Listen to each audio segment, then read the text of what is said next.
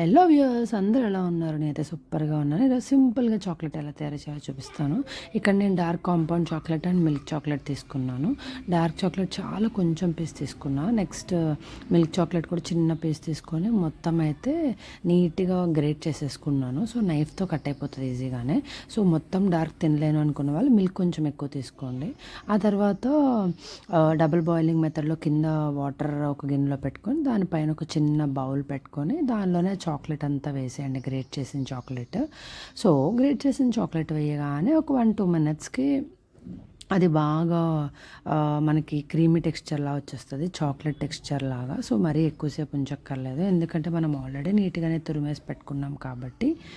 So తర్వాత మనకి దగ్గర ఉన్న మౌల్స్లో వేసేసుకోవడమే.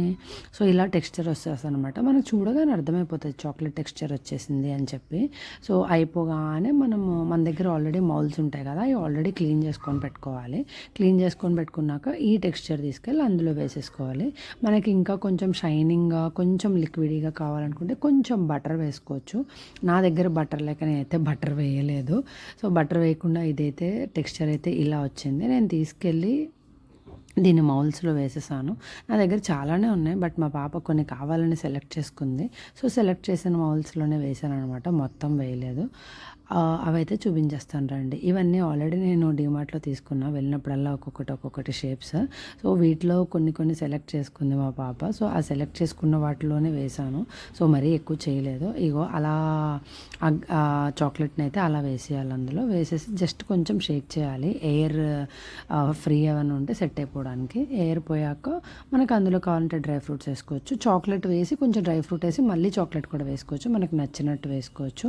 ఫైనల్ అవుట్పుట్ అయితే ఇది. జస్ట్ ఒక 10 మినిట్స్ ఫ్రిడ్జ్లో పెట్టాను అంతే. ఆ తర్వాత మన చాక్లెట్ రెడీ అయిపోతుంది.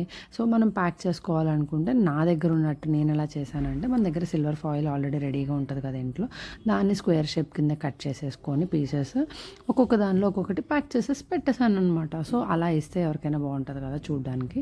నెక్స్ట్ మీకు డార్క్ చాక్లెట్ ఇష్టమైతే మొత్తం ఎక్కువ డార్క్ వేసుకోండి, లేదంటే కొంచెం మిల్క్ కూడా ఎక్కువ వేసుకోండి. సో టేస్ట్ అయితే సరిపడగా ఉంటుంది. మాకు డార్క్ ఇష్టం కాబట్టి మొత్తం డార్కే చేసుకున్నాం. This is output. ఇంకా మన ఛానల్ సబ్స్క్రైబ్ చేసుకోండి. Bye bye. Take care. Thanks for watching.